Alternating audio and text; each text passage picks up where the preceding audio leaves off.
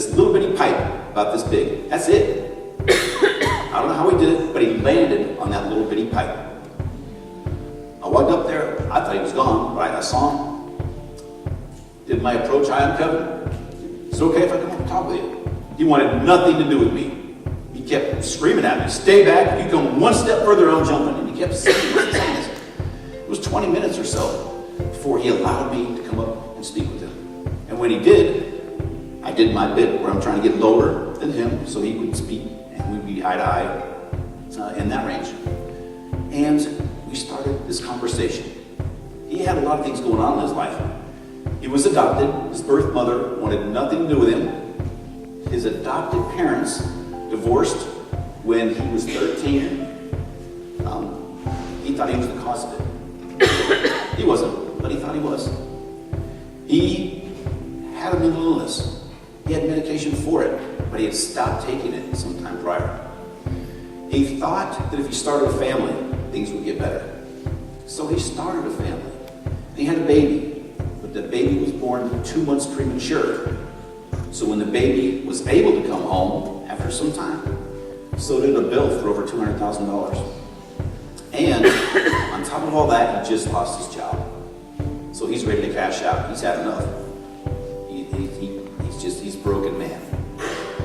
Good morning. We are here today with Kevin Briggs, our keynote speaker for the second annual Suicide Prevention Conference here in Napa. And Kevin, we just had a few questions for you today. Some people may not know your background. I'm just curious how you got into the topic of suicide prevention. Well, thank you for having me. First of all, I got into this, I was with the California Highway Patrol for just under 24 years, and I worked on the Golden Gate Bridge. And if folks didn't know it, the Golden Gate Bridge is the #1 spot in the United States for loss of life to suicide. So I did a lot of negotiations with folks who were suffering on that Golden Gate Bridge, and that's how I got into this. And how long have you been doing your speaking since then? I've been retired almost 4 years, so I retired to do this, so November of 2013 is when I started. And what were some of the biggest lessons you learned in working with people who wanted to take their life during your work? You know, the biggest things that I learned as an officer is to really take a step back, try to understand what's going on with them, and for me to really study and find out more about myself and how I can help those folks. So I think we all, if it was like me, we change our minds a little bit as we go along, whereas mental illness is not a weakness. It's real, it's here. I suffer from depression. You know, we have a long way to go in this society. We're losing 44,000 people a year just to suicide in this country alone. We have a lot of work to do. We're getting better. You know, thank the Lord for organizations like this. It's phenomenal. So we're going to have a great time today, and we're going to learn a lot. So all this took place with me listening to him over a little over an hour and a half. Out of this hour and a half, I spoke for maybe 4 or 5 minutes. That's it. He spoke that entire time. He was looking for somebody to listen to him. That's it. Not to tell you what you should have done, why you're here. Why did it take somebody to listen to him all the way up at this, what I call this stage 4 cancer? Why can't it be right now, down here, in our schools, right now?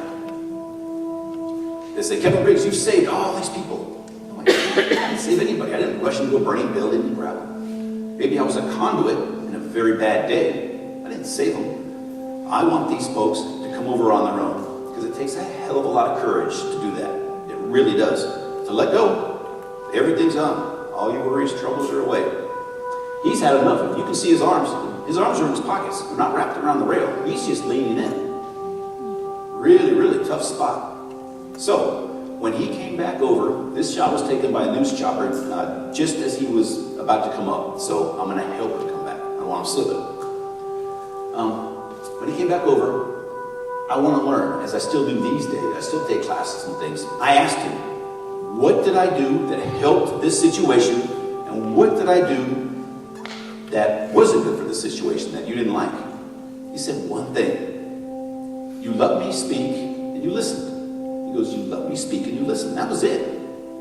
That was all it took. So there was no magic.